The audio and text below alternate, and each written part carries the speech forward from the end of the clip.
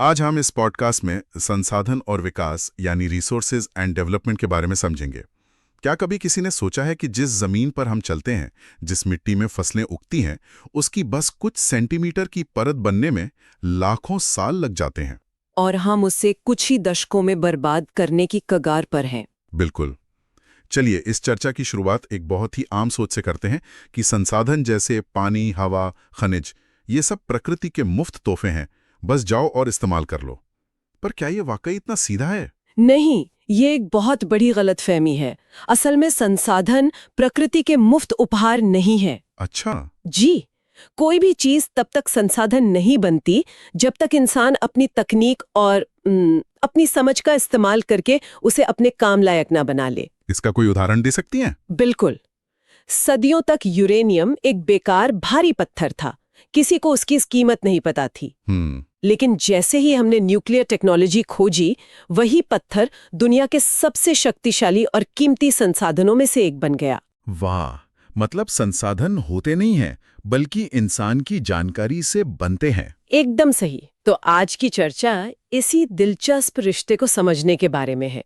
प्रकृति, टेक्नोलॉजी और हम इंसानों के बीच का रिश्ता। तो फिर एक संसाधन की सही परिभाषा क्या हुई? हमारे स्रोतों के मुताबिक पर्यावरण में मौजूद हर वो चीज जो हमारी जरूरतें पूरी कर सकती है, वो संसाधन है। हाँ, पर इसकी 3 शर्तें हैं। 3 शर्तें? जी, पहली, उसे हासिल करने की टेक्नोलॉजी हमारे पास हो। दूसरी, उसे निकालने का खर्चा फायदेमंद हो, मतलब इकोनॉमिकली फीजिबल हो। और तीसरी? और तीसरी ये कि समाज उसे अपनाने को तैयार हो, मतलब कल्चरली एक्सेप्टेबल हो। ठीक है, तो इन शर्तों के आधार पर हम इन्हें अलग-अलग श्रेणियों में बांट सकते हैं ना? बिल्कुल। जैसे उत्पत्ति के आधार पर जैविक यानी बायोटिक, जिनमें जीवन है, जैसे जंगल, जानवर। और अजैविक यानी एबियोटिक, जिनमें जीवन नहीं, जैसे चट्टानें, धातुएं। सही। फिर एक और बहुत जरूरी वर्गीकरण है, समाप्यता के आधार पर, मतलब वो दोबारा बन सकते हैं या नहीं। यानी रिन्यूएबल संसाधन। हाँ, जो प्राकृतिक रूप से फिर बन जाते हैं, जैसे सौर ऊर्जा, हवा, पानी। और दूसरे हैं अनवीकरणीय यानी नॉन रिन्यूएबल, जैसे कोयला और पेट्रोलियम, जिन्हें बनने में लाखों साल लगते हैं। पर यहाँ एक सवाल उठता है। आज हम सौर ऊर्जा को सबसे साफ और अच्छा नवीकरणीय संसाधन मानते हैं, लेकिन क्या ये पूरी तरह सच है? मतलब ये कि सोलर पैनल बनाने में जो खनिज और धातुएं लगती हैं, क्या वो टिकाऊ हैं? कहीं ऐसा तो नहीं कि हम एक समस्या को सुलझाने के लिए दूसरी पैदा कर रहे हैं? ये आज के समय का सबसे बड़ा सवाल है और यही बहस का केंद्र भी है। अब चर्चा इस पर नहीं है कि सौर ऊर्जा नवीकरणीय है या नहीं, बल्कि इस पर है कि उसे पाने का हमारा तरीका कितना सस्टेनेबल है। बिल्कुल। इसी तरह पानी नवीकरणीय है, लेकिन जमीन के नीचे का पानी जिसे हम बेतहाशा निकाल रहे हैं, वो दोबारा भरने में हजारों साल ले सकता है। तो कोई भी संसाधन पूरी तरह से असीमित नहीं है? नहीं है। ये सब हमारे इस्तेमाल करने के तरीके पर निर्भर करता है। और जब बात इस्तेमाल की आती है, तो ये भी तय होता है कि उस पर हक किसका है। स्वामित्व यानी ओनरशिप की बात। जी, जैसे किसी का अपना खेत या घर, वो उसका व्यक्तिगत संसाधन है। और गांव का तालाब या चारागाह, वो सामुदायिक है। देश की नदियां, सड़कें, ये सब राष्ट्रीय संसाधन है। लेकिन ये अंतर्राष्ट्रीय संसाधनों वाला मामला थोड़ा पेचीदा लगता है। जैसे खुला समंदर, इसका क्या मतलब है? इसका मतलब है वो हिस्सा जिस पर किसी एक देश का अधिकार नहीं है और उसके संसाधनों का इस्तेमाल अंतर्राष्ट्रीय संस्थाओं की सहमति से ही हो सकता है। पर यहीं से असली जटिलता शुरू होती है। जैसे ब्रह्मपुत्र नदी को लीजिए। ठीक है। जब तक वो भारत में है, वो हमारी राष्ट्रीय संपत्ति है, लेकिन जैसे ही वो बांग्लादेश में जाती है, क्या उस पर हमारा हक खत्म हो जाता है? सोचने वाली बात है। पानी को हम सीमाओं में कैसे बांध सकते हैं? यही वो सवाल है जो आज देशों के बीच बड़े विवाद का कारण बनते हैं। वाकई ये तो बहुत जटिल है। हमारे श्रोताओं के लिए यहाँ एक छोटा सा सवाल है। कमेंट्स में बताइए, आपके घर में इस्तेमाल होने वाला पानी, उसे व्यक्तिगत संसाधन माना जाना चाहिए, सामुदायिक या राष्ट्रीय, और क्यों? अच्छा सवाल है। चलिए अब इस बातचीत के गंभीर पहलू पर आते हैं। हमने संसाधनों को मुफ्त का माल समझकर उनका जिस तरह अंधाधुंध इस्तेमाल किया है, उसके खतरनाक नतीजे सामने आ रहे हैं। जी बिल्कुल। पहला तो ये कि कुछ लोगों के लालच ने संसाधनों को इतनी तेजी से खत्म किया है कि वो दोबारा बन ही नहीं पा रहे। और दूसरी समस्या इससे भी गहरी है, वो है कि संसाधन कुछ ही लोगों के हाथों में सिमट गए। जिससे समाज अमीर और गरीब के दो हिस्सों में बंट गया, हैव्स एंड हैव नॉट्स। बिल्कुल। और तीसरा नतीजा सबसे डरावना है, वैश्विक पारिस्थितिक संकट, मतलब ग्लोबल इकोलॉजिकल क्राइसिस। इसे थोड़ा आसान भाषा में समझाएंगे? इसे ऐसे समझिए कि हमारी धरती एक गाड़ी है और हम सब उसमें बैठे हैं। ग्लोबल वार्मिंग का मतलब है कि गाड़ी का इंजन जरूरत से ज्यादा गर्म हो रहा है। ओके। ओजोन परत में छेद का मतलब है कि गाड़ी की छत में छेद हो गया है, जिससे खतरनाक धूप अंदर आ रही है। समझ गया। हम सब एक ही गाड़ी में हैं और ये संकट किसी एक देश का नहीं बल्कि पूरी गाड़ी का है। एकदम सही। तो इसी संकट से बचने के लिए सतत विकास या सस्टेनेबल डेवलपमेंट का विचार सामने आया। हाँ, इसका आसान सा मतलब है कि ऐसा विकास करो जो पर्यावरण को बर्बाद न करे और आने वाली पीढ़ियों का हक न मारे। यानी हम अपने हिस्से का इस्तेमाल करें लेकिन अपने बच्चों और पोतों के लिए भी छोड़कर जाएं। जी। और इसी सोच को जमीन पर उतारने के लिए 1992 में ब्राजील के रियो डी जेनेरियो में पहला अंतर्राष्ट्रीय पृथ्वी शिखर सम्मेलन हुआ। 100 से ज्यादा देशों के नेता एक साथ आए और वहां एजेंडा 21 को अपनाया गया। हाँ, ये एक दस्तावेज था। कागज पर तो ये एक क्रांति थी, गरीबी, बीमारी और पर्यावरण की तबाही से मिलकर लड़ने का वादा। इसकी सबसे अच्छी बात क्या थी? इसकी सबसे अच्छी बात ये थी कि इसने हर शहर और गांव को अपना लोकल एजेंडा 21 बनाने के लिए कहा। लेकिन उसे असल में लागू करना एक बहुत बड़ी चुनौती साबित हुआ है। बिल्कुल। अब यहाँ से बात भारत पर आती है। हाँ। भारत जैसा देश जहाँ इतनी ज्यादा विविधता है, वहाँ संसाधनों का मैनेजमेंट मतलब रिसोर्स प्लानिंग और भी मुश्किल हो जाती होगी। बहुत मुश्किल। ये भारत का एक बहुत ही दिलचस्प और जटिल पहलू है। यहाँ कुछ राज्यों के पास एक तरह की संसाधन है तो दूसरी तरह की भारी कमी है। जैसे झारखंड, छत्तीसगढ़ और मध्य प्रदेश। ये राज्य खनिज और कोयले से भरे पड़े हैं। देश की ऊर्जा और उद्योग की रीढ़ यहीं से निकलती है। दूसरी तरफ अरुणाचल प्रदेश में पानी की कोई कमी नहीं है। ब्रह्मपुत्र जैसी नदियां हैं, लेकिन उसे इस्तेमाल करने के लिए इंफ्रास्ट्रक्चर नहीं है। और राजस्थान में धूप और हवा की कोई कमी नहीं है। मतलब सौर और पवन ऊर्जा का खजाना है, लेकिन पीने के पानी की एक एक बूंद कीमती है। तो इसी असंतुलन को साधने के लिए एक राष्ट्रीय योजना की जरूरत पड़ती है। निश्चित रूप से। एक विरोधाभास भी है जो मुझे हमेशा हैरान करता है। भारत में कुछ क्षेत्र जैसे झारखंड संसाधनों से तो मालामाल हैं, पर देश के सबसे गरीब और पिछड़े इलाकों में गिने जाते हैं। ऐसा क्यों है? ये संसाधन अभिशाप यानी रिसोर्स कर्स का एक क्लासिक उदाहरण है। सिर्फ संसाधनों का होना विकास की गारंटी नहीं है। ये एक बहुत बड़ी गलतफहमी है। तो फिर विकास के लिए और क्या चाहिए?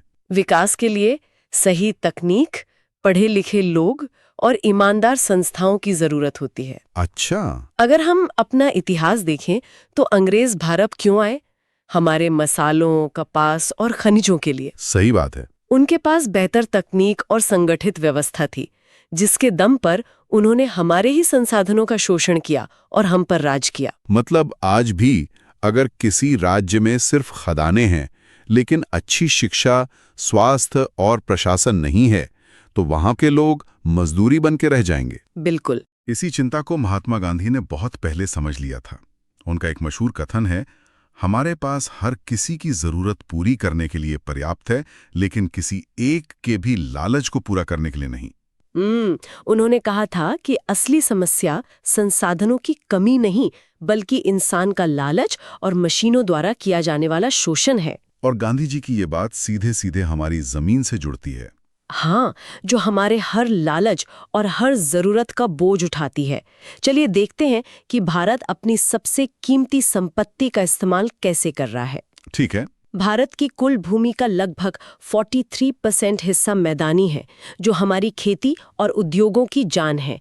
करीब 30% हिस्सा पहाड़ों का है, जो हमारी नदियों को साल भर पानी देते हैं और पर्यटन का केंद्र हैं। जी, और बाकी 27% पठारी इलाका है, जो खनिजों और जंगलों का खजाना है। लेकिन इस जमीन के इस्तेमाल का जो पैटर्न है वो थोड़ा चिंताजनक है। राष्ट्रीय वन नीति 1952 के हिसाब से देश के 33% हिस्से पर जंगल होने चाहिए, ताकि पर्यावरण का संतुलन बना रहे। अब हम इस लक्ष्य से काफी पीछे हैं।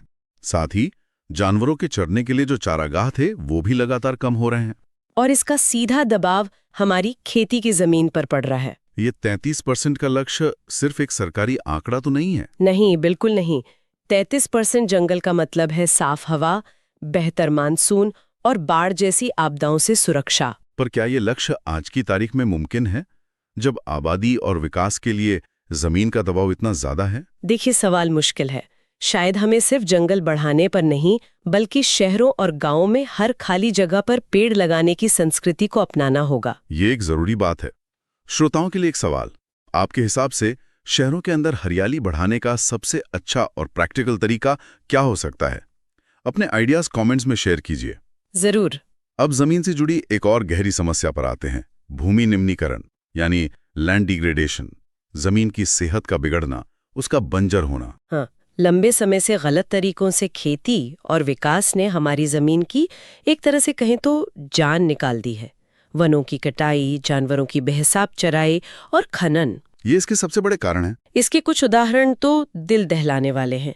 झारखंड, छत्तीसगढ़ और ओडिशा में खनन के बाद खदानों को खुला छोड़ दिया जाता है। वो गहरे घाव की तरह दिखते हैं। बिल्कुल, और उस जमीन को हमेशा के लिए बेकार कर देते हैं।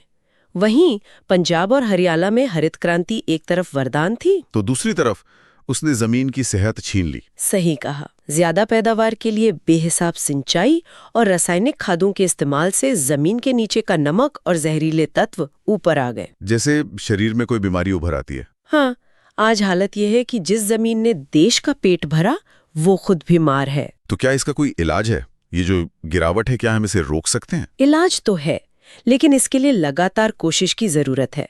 जैसे वनीकरण यानी एफॉरेस्टेशन, पेड़ों को लगाना। पर क्या हमारे देश में आबादी का इतना दबाव है? क्या हमारे पास पेड़ लगाने के लिए सच में जमीन है? ये एक बहुत ही जायज सवाल है। इसका जवाब आसान नहीं है। वनीकरण का मतलब सिर्फ जंगल उगाना नहीं, बल्कि खेतों की मेड़ पर पेड़ लगाना भी है। अच्छा। चराई का प्रबंधन करना, रेगिस्तानी इलाकों में कांटेदार झाड़ियां लगाकर रेत को रोकना, ये सब छोटे छोटे लेकिन असरदार कदम हैं। और औद्योगिक प्रदूषण, उस पर लगाम लगाना सबसे जरूरी है। फैक्ट्रियों से निकलने वाले गंदे पानी को नदियों में बहाने से पहले उसे साफ करना ही होगा। इसके लिए सख्त कानून और उसे लागू करने की इच्छा शक्ति दोनों चाहिए। जमीन के बाद अब बात करते हैं मिट्टी की, जो इस कहानी की असली हीरो है। हाँ, ये कोई बेजान चीज नहीं, बल्कि एक जीवित प्रणाली है। भारत में कई तरह की मिट्टियां हैं और हर एक की अपनी कहानी है। सबसे ज्यादा फैली हुई है जलोढ़ मिट्टी, एलुवियल सॉइल, जिसे नदियां पहाड़ों से बहाकर लाती हैं। ये उत्तरी मैदानों की जान है और दुनिया की सबसे उपजाऊ मिट्टियों में से एक है। फिर आती है काली मिट्टी, ब्लैक सॉइल, जिसे रेगुर भी कहते हैं। ये कपास की खेती के लिए सबसे अच्छी मानी जाती है। इसकी खासियत ये है कि ये एक स्पंज की तरह नमी को सोख कर रखती है। तो कम पानी में भी काम चल जाता है। जी, इसके अलावा लाल और पीली मिट्टी, लैटेराइट मिट्टी, जिस पर चाय और कॉफी उगती है, ये सब भारत की विविधता को दर्शाती हैं। लेकिन इन सभी कीमती मिट्टियों पर एक बहुत बड़ा खतरा मंडरा रहा है, मृदा अपरदन, सॉइल इरोजन। आसान भाषा में कहें तो मिट्टी की सबसे ऊपरी और उपजाऊ परत का हवा या पानी के साथ बह जाना। ये एक धीमी मौत की तरह है जो धीरे धीरे जमीन को बंजर बना देती है। मैं एक बार चंबल के बीहड़ों में गई थी। अच्छा। वहां मीलों तक मिट्टी के विशालकाय पहाड़ थे, जो कभी सपाट और उपजाऊ खेत हुआ करते थे।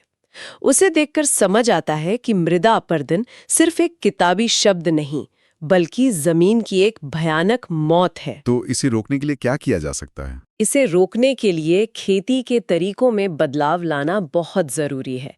जैसे ढलान वाली जमीन पर समोच्च जुताई यानी कॉन्टोर प्लाउइंग करना। ये क्या होता है? ये पानी की रफ्तार को कम करने के लिए बनी छोटी छोटी दीवारों की तरह काम करती है। और पहाड़ों पर? पहाड़ों पर सीढ़ीदार खेत बनाना, जिसे टेरेस फार्मिंग कहते हैं, और खेतों के चारों ओर पेड़ों की एक दीवार खड़ी करना, जिसे रक्षक मेखला यानी शेल्टर बेल्ट्स कहते हैं, ताकि तेज हवा मिट्टी को उड़ा ना ले जाए। बिल्कुल। तो आज की चर्चा से ये साफ है कि संसाधन और विकास एक सिक्के के दो पहलू हैं, और दोनों के बीच संतुलन साधना ही सबसे बड़ी चुनौती है। जी। अब जाने से पहले हमारे श्रोताओं के लिए कुछ सवाल हैं। पहला, आपके हिसाब से संसाधन बचाने में स्थानीय समुदायों यानी गांव के लोगों की क्या भूमिका होनी चाहिए? दूसरा, सतत विकास का विचार अपने रोज के जीवन में कैसे अपनाया जा सकता है? कोई एक छोटा सा उदाहरण दीजिए। तीसरा, क्या विकास और पर्यावरण संरक्षण हमेशा एक दूसरे के दुश्मन होते हैं या वे साथ साथ चल सकते हैं? चौथा, आपके इलाके में पानी या जमीन से जुड़ी सबसे बड़ी समस्या क्या है? और पांचवा, कल्पना कीजिए कि कल दुनिया में पेट्रोल डीजल खत्म हो जाए तो हमारी जिंदगी पर सबसे बड़ा असर क्या पड़ेगा? बहुत दिलचस्प सवाल है। जैसा कि हमने देखा, संसाधन सीमित हैं और उनका भविष्य हमारी समझदारी पर निर्भर करता है। आज की